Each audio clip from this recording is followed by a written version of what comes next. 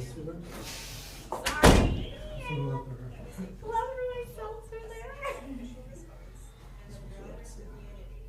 Down. That's all the way up.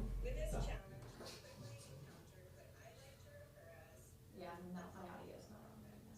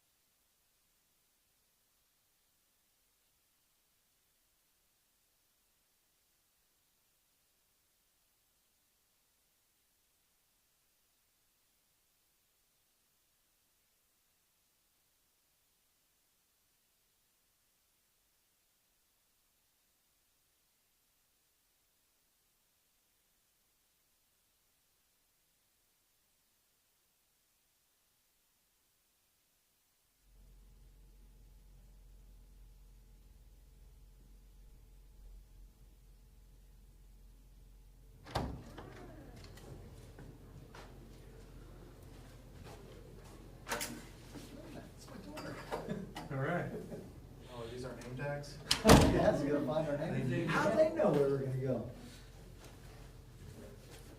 That's cute. I'm Larry. Hi Larry, I'm Vic. Nice to meet you. Nice to meet you.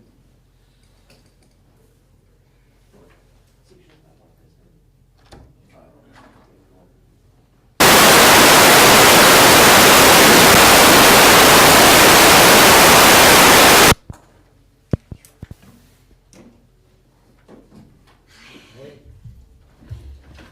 Is there like a moderator for this? I'm the facilitator, Okay. moderator, yeah. Okay. And then there should be some other folks coming in to help on with Zoom and, Yeah, yeah.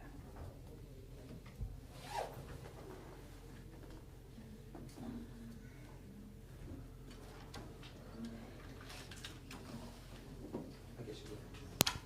Actually, I don't. You don't? I live in Berlin, but I figured we're upstream, so That's we right. do affect you. That's, I think that's the, in the end, that's what we're understanding, right? Yeah. If the borders go away.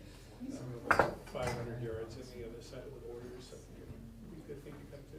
You've been there a while. Yeah, 8 years. Before that, it was here in 10, so.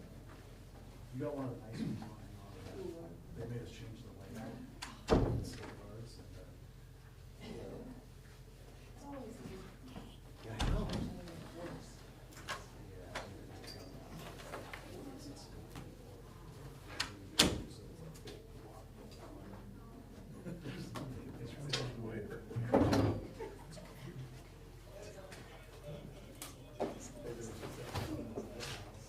Sorry. Still recovering from COVID. Oh, gee. You know, so what are the symptoms?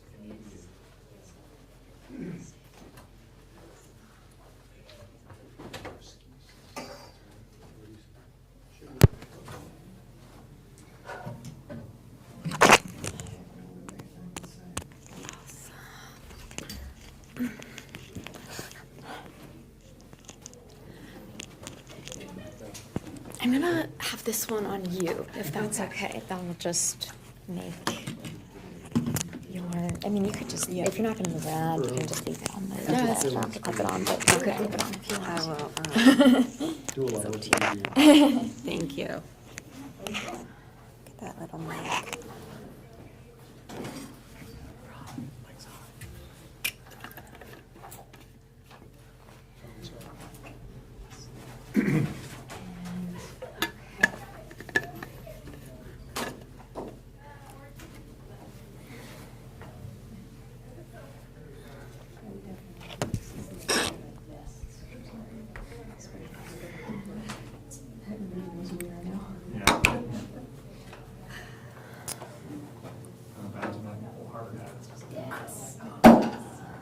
It's pretty agile. Is there any chance that this little group could just move a little bit down on the table? This mic doesn't stretch all the way to the side of that table. Came here to sit down. They got that publicity recently. I heard Times Argus did the story. Yeah, it's doing good. You know, it's tough. It's a tough thing. To know who to tell. I appreciate you, thank you. Tell us. Make it easier for everyone here. It's a very small, slow operation, so he's doing It is the kind of thing. What side do the humans sit on? Intrigue tourists. Right. They'll sit on this side. Intrigue tourists. I'm trying to figure out. And when Oh, they- you guys are the presenters or? No, no, you can sit Yes. anywhere. We're just We're one trying to of the- consolidate people near the microphone. Based on what you're from, certain things that are really interesting. Other places. They have a pretty widespread, so I think it should be Yeah, fine. it's been fun. It's actually been there. I just didn't want People come everyone. over. Yeah, I know. Oh, should I? No, I think you'll be fine. We also have a booking, so if you're not, Well, right next you know, as to we're it. building a volunteer network, I think that's critical. Still an opportunity to Wonderful.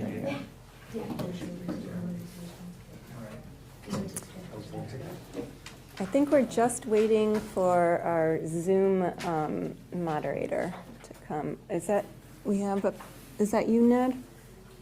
Ned. I'm actually supposed to be monitoring the Zoom. Oh, you're doing the Zoom. Paul is the scribe. Okay. Oh, I'm not sure we're on Zoom though. No, we're on Zoom, we are, that's me over here, yeah. Okay, I don't Okay. see you. I don't see you on Zoom. Do you have to go into a specific? I'm in a room, yeah, a specific room. Zoom. From Zoom, you have to do the choose. Oh, Zoom has breakout rooms now, they're called? I was surprised today. So you're in a room, but I'm not in the room. Right. How did you get into your room? Yeah, I know. We're all there. It's an escape room. Yeah, I think so. If he's not, maybe you could scribe. Oh, there he is.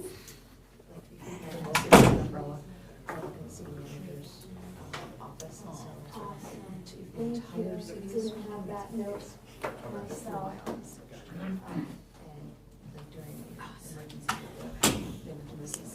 All right, I think we have all of our people here, and are we all set with Zoom? I believe so. Are you seeing us on your end? I see Zoom, but it's muted. Oh, thank you. Okay, we should be all good. Okay. All right, Okay. great. Well, welcome everyone. Thank you for coming to the communications room to talk about the communications portion of Maple. Again, I'm Ricarda Erickson, and I would love for the other commission members in the room to just introduce themselves. Maybe starting with Ned. Vermont DEC Regional Floodplain Manager, so I'm involved in a lot of flood-related issues. Thanks, Ned. I'm James Ray. Nice to meet you. And I'm Paul Carnahan. Nice to see you. Great. And so we have people zooming in, and Ned is monitoring that, as well as Orca, and then we have Paul taking notes. So just wanted to before we open it up to everyone, is just to think about a few kind of group agreements here, and one is we've got a nice size group, so this I think will not be as much of an issue, but to make space, take space. This is an opportunity for the commission members to we want to hear from you, so we're not going to do a lot of talking, and we'd like for you all to take your turn to give us some feedback, and to also make space for others to give feedback as well. So we'll limit comments to about 2 minutes, and want to make sure we get an opportunity to hear from everyone before you speak again. And Ned's going to help me make sure that the Zoom folks can get their voice in as well.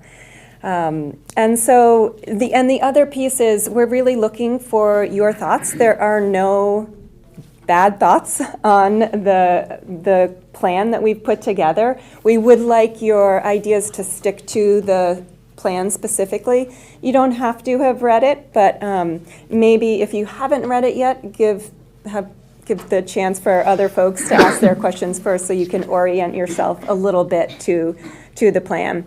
And also, let's focus on your feedback doesn't have to relate to the person before you.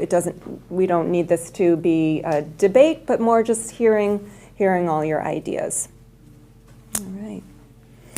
So with that, we've got hopefully you all either heard from Derek Libby or Katie Trouts with the too long didn't read version of the plan, and honed in on the communications portion.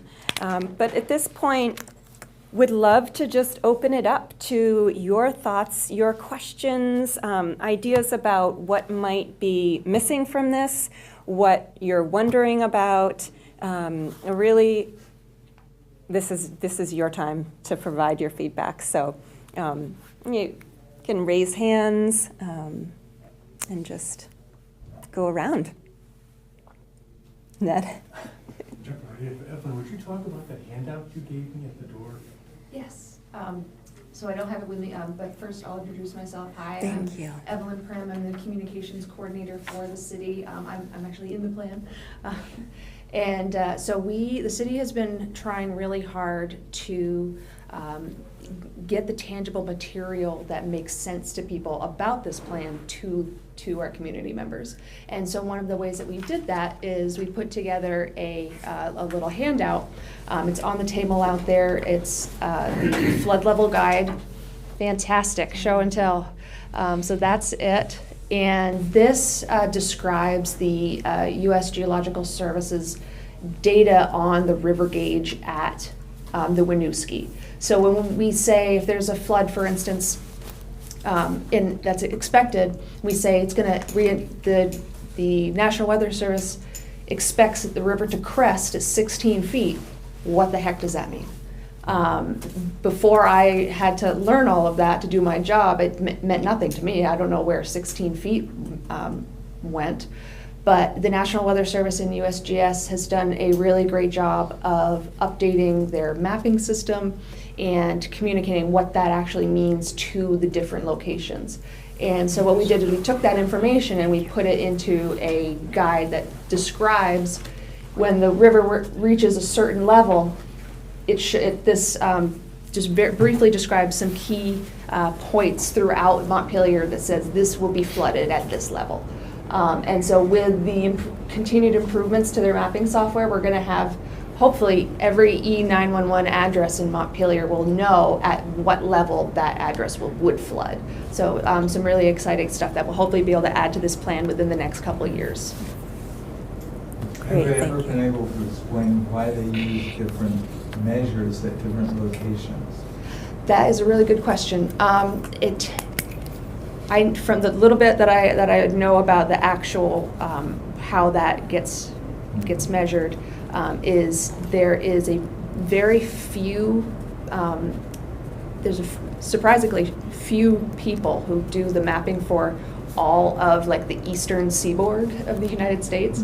And so there are different levels of measurement, I think, just because that has been historically there in the past. So it's kind of, this is where we are. Because some of them seem to be in elevation above sea level, and others you have no idea what the base of the measure is. Yeah, I think that's just the case, is that this is what's been used, so that's going to continue to be used until it gets updated. The new one on Langdon Street has actual absolute sea level So, elevations. right, The I know one that. on the Winooski proper at Cemetery Bend now has a way of, you can actually check the both, you can see both, Oh. stage and elevation. Okay, Which that's that's a little tricky, encouraging. so you gotta be careful. And then, by Cemetery Bend will be different further up the hill. So there's still a lot of nuance to it. Yeah. Great, thanks for that. Appreciate it. And thanks, Evelyn. So questions about information shared, communications. There's a whole section in the Maple plan dedicated to communications. So what are your questions? Yeah. So just to help folks orient, I'm looking at pages 37 and 38, if you have those already. It's just a list of all the tools and systems the city uses. And I think the city has a somewhat impossible task of trying to understand what people are using these days. I expect my children will probably never log into Facebook, for example, and when the last time we had a flood, we probably didn't have front porch forum in existence. I think the side effect of that, though, is it creates a lot of different communication mechanisms. It can be hard to know, is front porch forum authoritative? When will it come out? When will something be posted to the to the Facebook page? And will Facebook let me see it? Sometimes if your post is too negative, it takes 2 days for me to see a city post. And I think my ask to the city would be, is there a way, I'm not sure if it's a tool or just a technique, to keep these on the city's website in a way that we can reference or share, right? I see a lot of folks sharing the Vermont State Police blog for criminals, right, for example. It can be hard to share a VT alert with a group. It can be hard to share an email with a group. I would love those. The schools, when they have closings, email us and call us with an auto dialer. So I think we do a great job trying to chase where people are, and I think it's an impossible task. I would love for there to be something centrally that I can go back and say, oh, there's an email about this issue. Was there a follow-up, right? And just think about, is there a tool or system to let important things in that single platform go out through VT alerts? Or even higher, I don't think anything in here talks about, are they called emergency alerts on your cell phone? Like the VT alerts. Above that though. WIAs, Oh. What is it? wireless emergency alerts. Wireless emergency alerts. I know on occasion when I've driven through Burlington, I've gotten localized alerts to roads flooding. I know down here we didn't seem to have that many of those getting pushed out. I understand there's a fine line there. I don't want to over communicate. So two thoughts would be making sure we have the level up, which is that geofenced cell phone alert. But then also, can there be a place that we keep all the alerts, all press releases in some way? It is a bit confusing to understand how you sign up for all the city alerts. Can I respond to that? Yeah, please.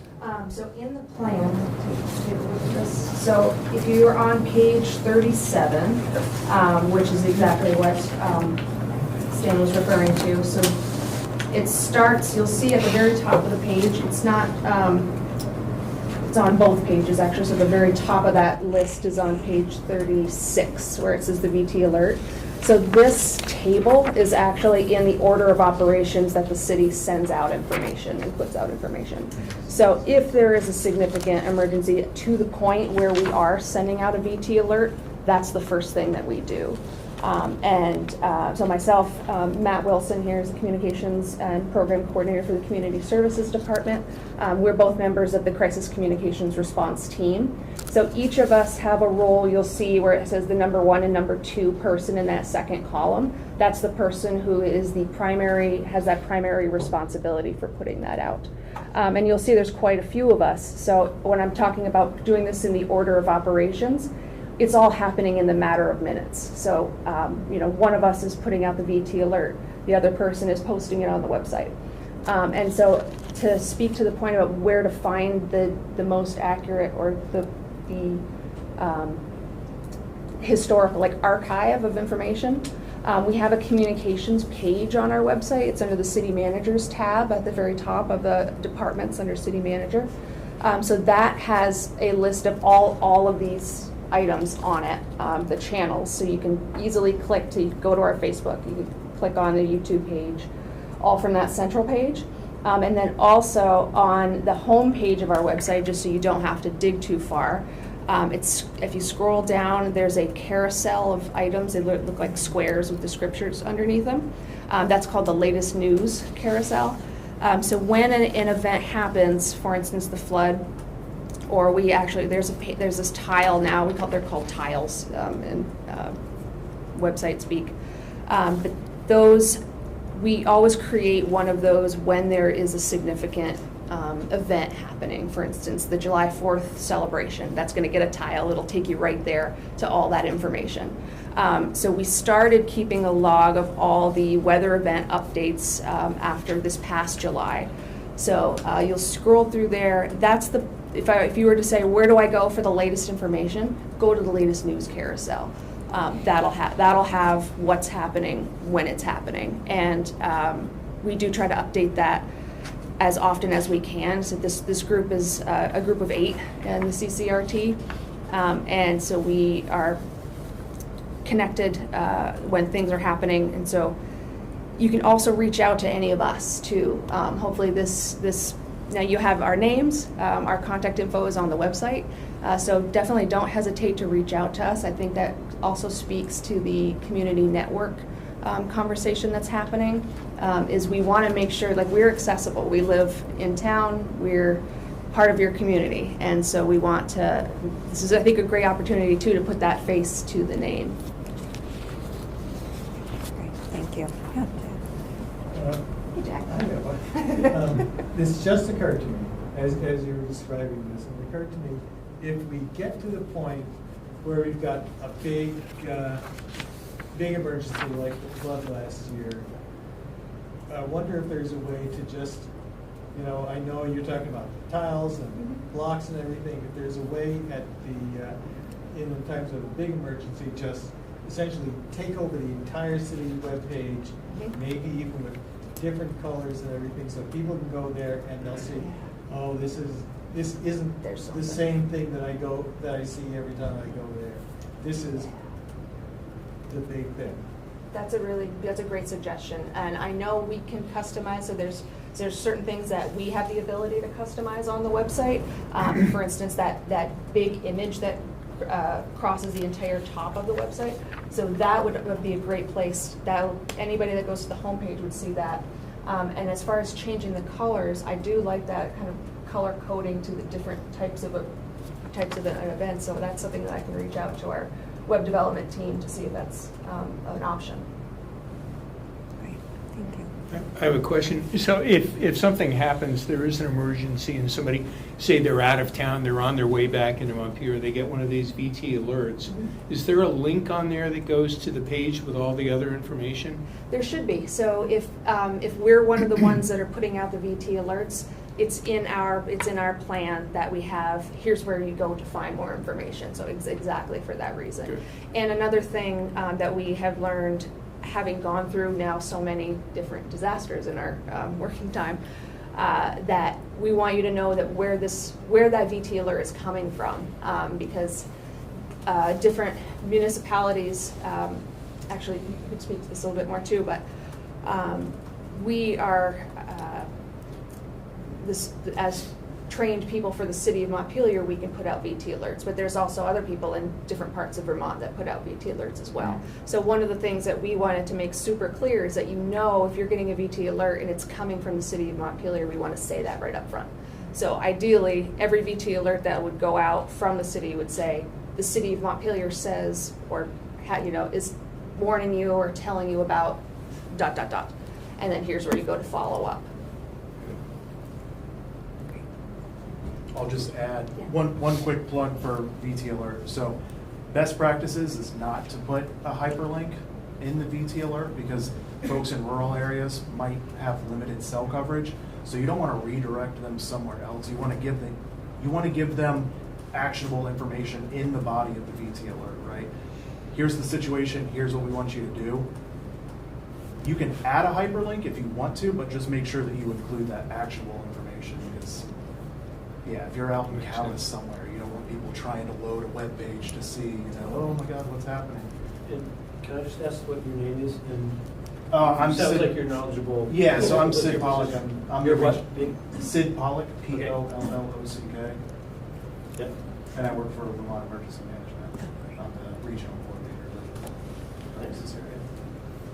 Sid, in terms of having the fencing and the wireless notifications go out, does the city have to apply for access to that under certain conditions or something? No, she's on the list, so she has access to it anytime.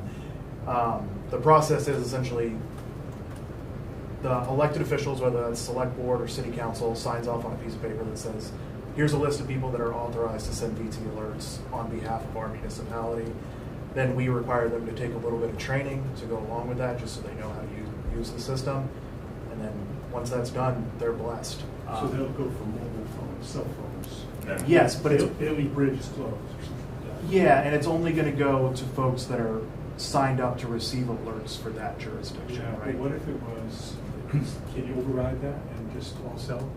We cannot. So at the state level, we can send out VT alerts from our side that can hit everybody in the state if we need to, right? We can draw, a polygon on a map or a radius, or we can send them to wherever we want to, but we limit for towns. They can only send them to, specific people who are signed up. But, so like I'm signed up in VT Alert, I'm signed up for Washington County.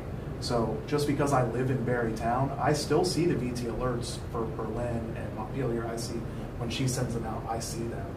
Because just by virtue of the fact that I'm signed up for Washington County, I see all of them. That's actually been one of the biggest challenges that we have taken on in the city is getting people to sign up. Because that's one of the things that we hear most often is, the city didn't tell me. And it's like, well, have you signed up for the alert? So we can't tell you until you sign up. Unfortunately, that's the way it does take that little bit of effort. And so by, raising awareness and talking about it, and we're doing everything, basically every piece of city communication that goes out now says, and by the way, have you signed up for VTL? Tell them when they vote. We sure will. I think you guys put it in the water bill, right? We did put it in the water bill. I'm trying to get Green Mountain Power to do that Nice. in all of the power bills. It's a big push. I think Mary's, did you have a question? I was, thank you. I do not need a response this second. It's just something for you to put in the back of your mind. This is obviously an enormous amount of work you put into it, and you can see the thoughtfulness that everyone brought to it. There are people with all the best intentions who are not going to read all of it. But you've done your part. The other thing I'm thinking of is waste. You're trying to create a climate of readiness for things, anything. Is there any way that down the road you can begin presenting this in terms of scenarios like video commercials or whatever? From the point of view of the homeowner or the person at the festival or the volunteer.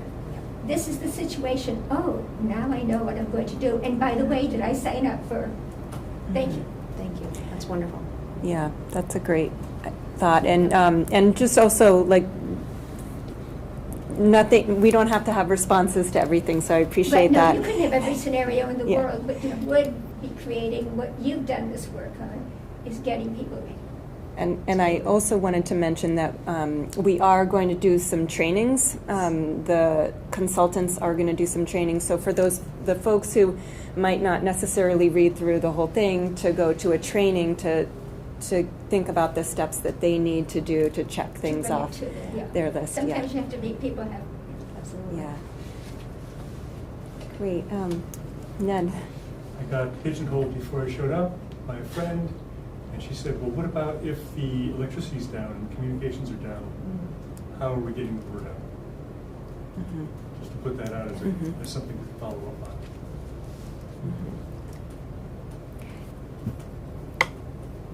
Yep. I appreciate that, and that ties well with Mary's comment of creating a culture of preparedness. I think would help with that as well. This may be redundant from what Mary said, but this is clear on the communication side of when there's an emergency. But when we hear about resiliency in community, it's about more frequent communication and bringing.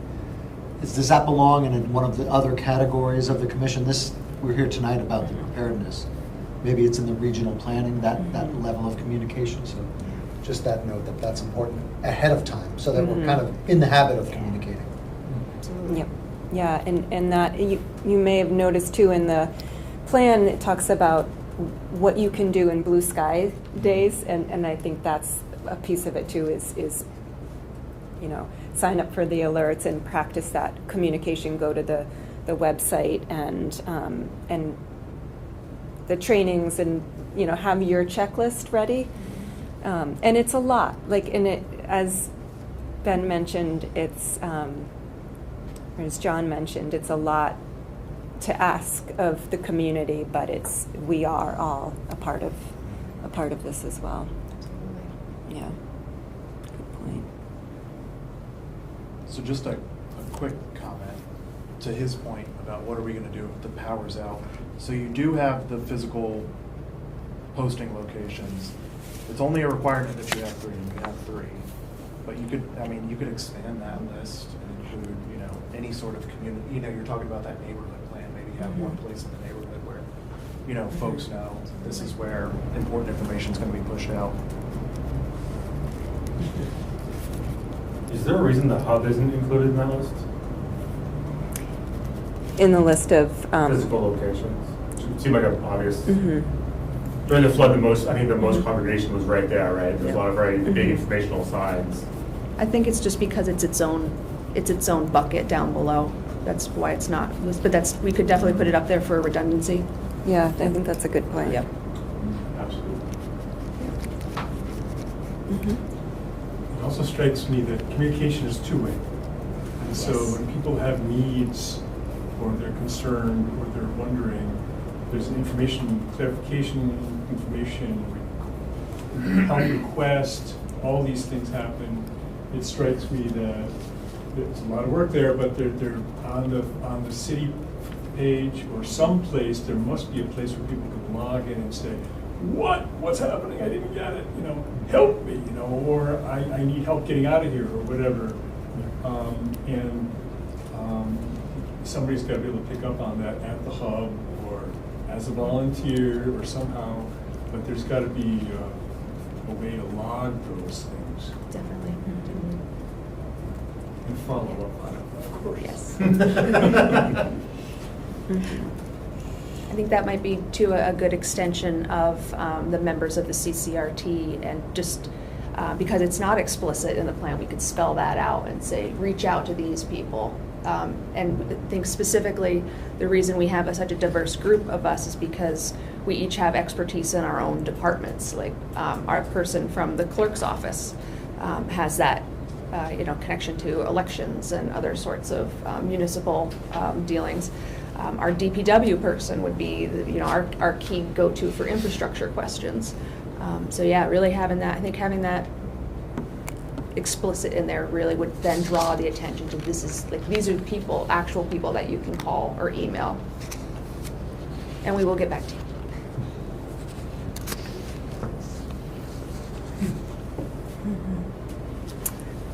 I have one I want to other. underscore this, the tab, the 211 line where people call up to request help. It doesn't mean you get help. They don't tell you. They don't tell you, they're not prepared to do that, but the information goes out, but it doesn't mean that the select board or public service or police or anybody is going to follow up. It's not that they don't warn you, it's that if you put a request in, you may not hear back, you're not going to get help, right? They don't tell you. Which I think is a hard part of that process. Yeah, so we've got to have a way in which please log what's going on, we'll get back to you as we can, patience.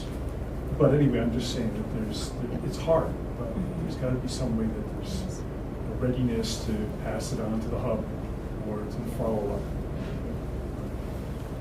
I will say that Alec and the Parks and Rec were running the hub last 2 years ago now. If you filled out the form on the website, it was very promptly attended to. I recall being in a basement asking for help and getting that help within 20 minutes. It was really, that kind of response is incredible. It makes you trust the system. Sure. I see, actually I got a call, Linda is online. Linda, do you want to unmute and speak somehow? Actually, hang on. That won't become, I don't have any All right, way I'm to gonna- amplify someone speaking. I'm going to see if I can, Linda, can you talk? Can you hear me now? Yes. You'll need to translate for the room for. Yeah, but this isn't gonna really get picked up on the camera. We just were under the understanding that it was just gonna be text questions, that's why I didn't have that. Okay, Yeah. probably better to go to text, Linda, sorry. Also, there's the Okay, I will talk.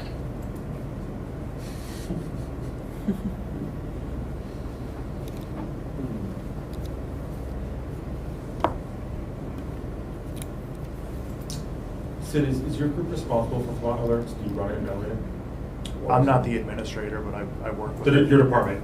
Yeah, VEM oversees the program. I realize it's a third-party application that we don't have control over all the metrics built into it. If your group is ever looking at ways to improve that, I know having gone through the sign up with a number of folks, it's a little onerous.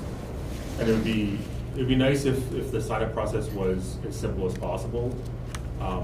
For example, on an iPhone, most websites, you just log in with your Apple account now, right? So 0 sign-up. My phone knows where I am, right? So if I'm sitting here, it should know I want localized alerts, right? If I'm up in Burlington, it should know that as well. Yeah. And I know VT alerts the event bridge isn't really built for that. But I think the current 15% sign-up rate in Vermont suggests that there might be a need to kind of Simplify. work with EventBridge or another vendor to be like, how does it make a one-step login that I don't need to kind of pick and choose what things are important to me? If I respond to or open up like a road alert, keep sending me them. If I don't ever open them, stop sending me like road closure alerts. Everyone should probably get flood alerts, right? How can you make that experience Well, simple everybody and is automated? going to get the flood alerts. Well, So- 15% of Vermonters get it. 'cause they sign Well, up. if it's something that's pushed out through the National Weather Service, that's going to be a wireless emergency alert. You're going to see that whether you want it. Well, there is a way to turn them off on your phone, but most people don't know how to do that for a reason. But if it's a flash flood warning or something from the National Sure. Weather Service, that's going to supersede VT alert. But no, I agree. Yeah, that 15% is great, and yeah, that sign-up process I would could be challenge them to streamlined. be, what is the kind of the one-click process for me to be, it's a big challenge, right? But how could you make it so someone installs the app and that's almost enough? I think what we would be worried about is people, if we give them a default that you're going to get every alert, Yeah.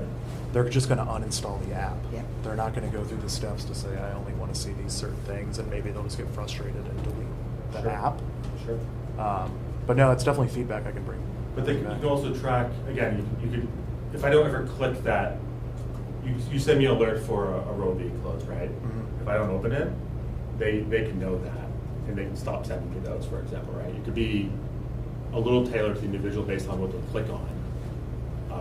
But again, Yeah. the idea of make it's really hard to explain to some populations the kind of the grid of all the options and how to sign up for it. How can Yeah. you take that, my 9-year-old, get her to sign up for it, or my grandmother in the same kind of pattern? Just install the app and that's it.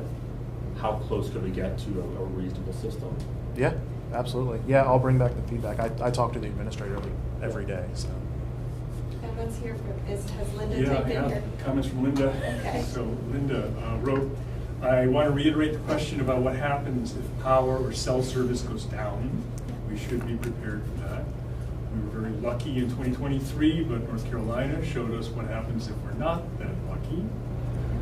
I also wanted to join the other person who pointed out that Facebook has increasingly limited reach.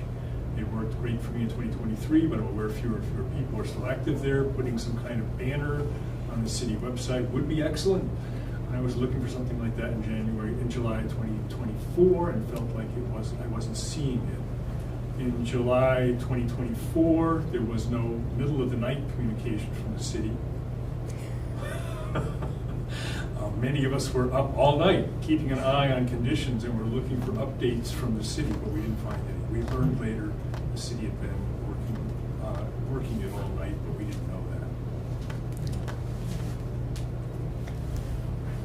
that. I just respond to that real briefly. So our house, my husband's and my house was actually destroyed in the flood. So that's why I wasn't personally sending out notifications at 2 a.m.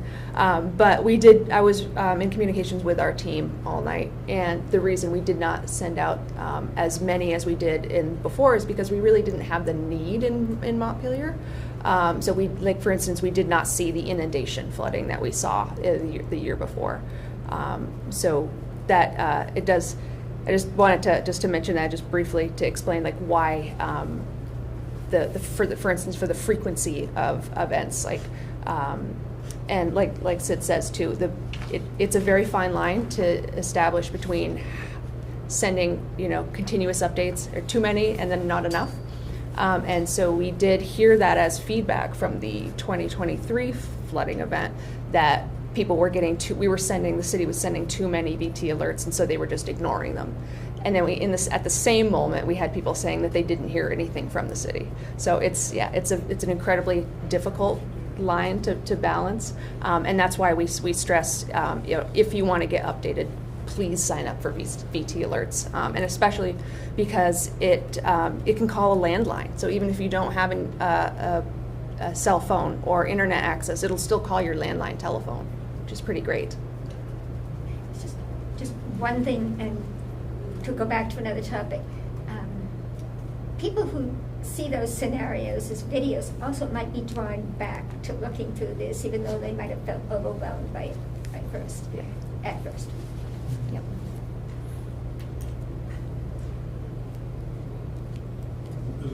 Linda followed up saying, just letting everybody know we weren't seeing inundation flooding would have been a relief. And I didn't mean VT alert rather than just something on a website or Facebook.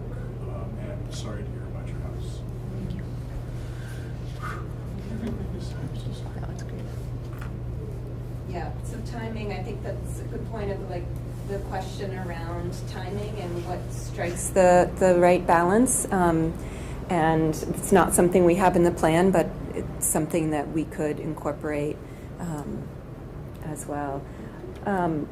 We, just moving away maybe from VT alerts and thinking about what are some other questions around communications. On page 25, there are some bullet points of the what are the responsibilities under this plan of the CCRT, and curious if anyone has any questions around that. Those bullet points. Page 25. Page 25. So there. The bullet points are ensuring timely and succinct emergency response and recovery information is disseminated to the public through official city channels during blue sky times, so to the point of preparedness, preceding and during emergencies that affect the city, coordinating with city partners on sector-specific messaging, managing media requests, and monitoring communication channels for misinformation, and subsequently addressing misinformation when needed. So I'm curious, are there thoughts, ideas of maybe what's missing from that? What doesn't feel like it fits? Ned? There's a lot. We still have a lot of work to do on this, I think. But, you know, one of the key things is, you know, which roads are closed? How do we get from here to there? You know, should we be going to the odd, or is that just crazy, right? I mean, we probably shouldn't be going to the odd. We need to have good information and good directions, and this is working and this isn't. And I can't get there. How can I get a ride? You know, I mean, there's all sorts of nuance to this that we need to build into the back end of it. Where, you know, one of the beautiful things about the hub was you'd show up and there were gloves, and masks, and sanitizer, and just there you go, you're ready to go. But and then later more and more stuff showed up, and that's really helpful information too, because a lot of people didn't wander by, you know. Mm-hmm. But to know that there was supplies and there's support and there's dehumidifiers coming and fans and pumps and all that stuff is a communications issue. Mm-hmm. Somehow. Mm-hmm. Ned, you'd mentioned roads being closed. I'm not sure if it's in here someplace. Someone somewhere in the city or elsewhere, I don't know where, does something to mark roads as closed that like Google Maps picks up, and was done really well last flood. I don't know how that happens or if it's a city responsibility, but I didn't see it in here anywhere.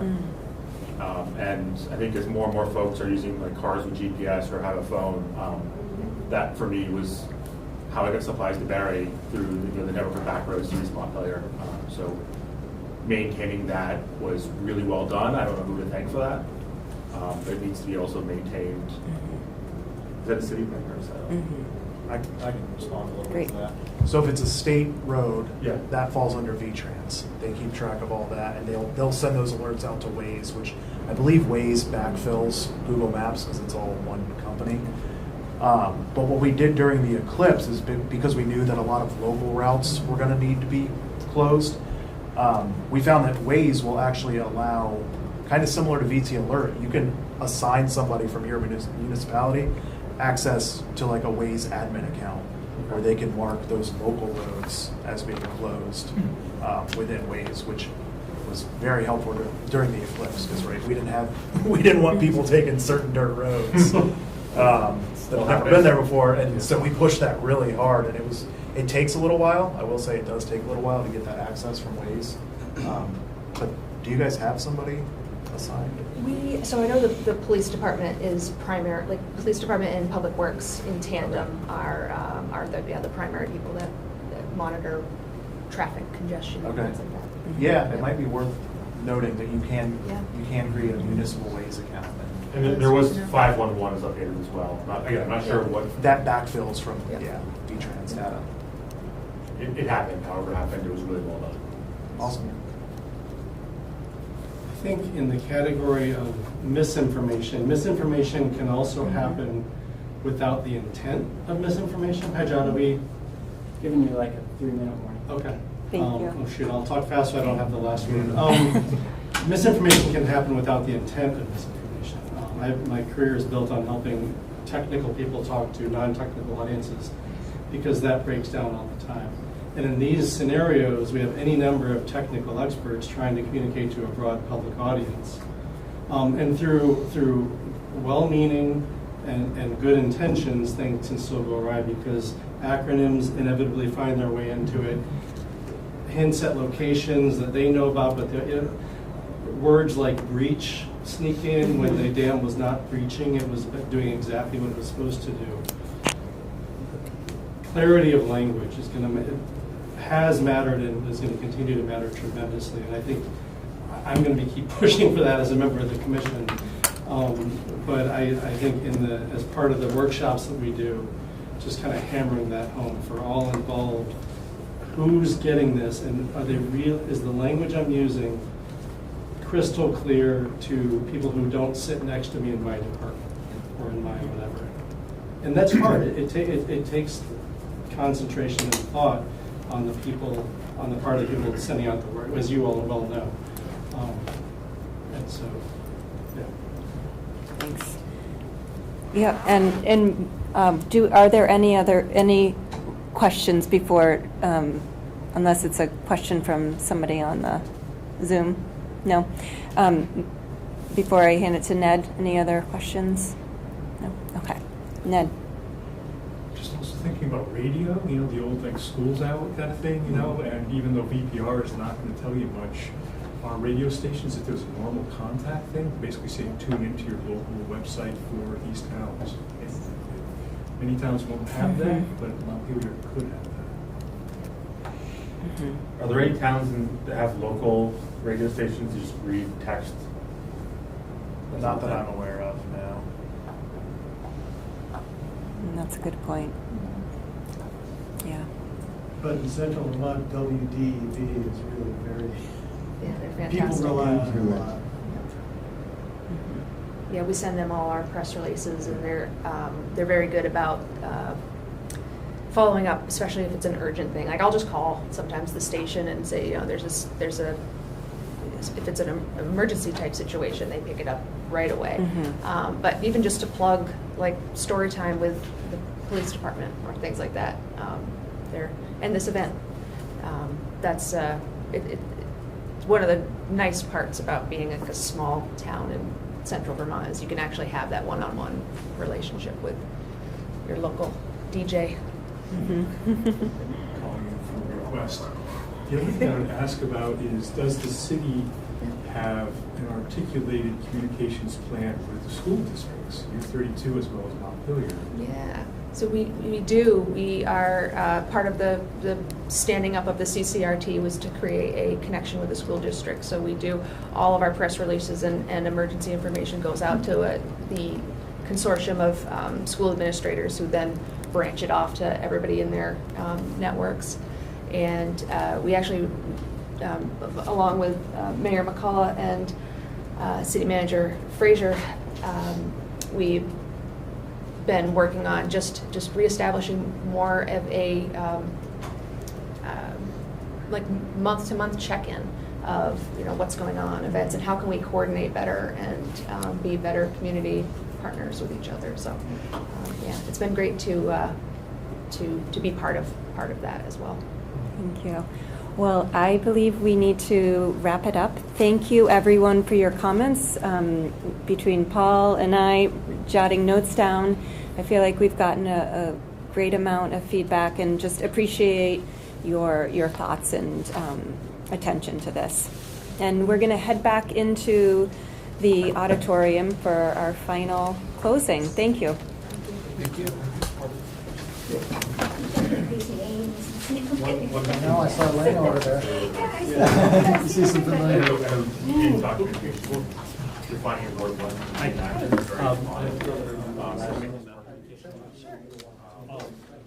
Things that I remember now about 2023 was that there was a very big difference between communication from schools if you had a child. So I realized things you'll never learn if having a school building way out. And the superintendent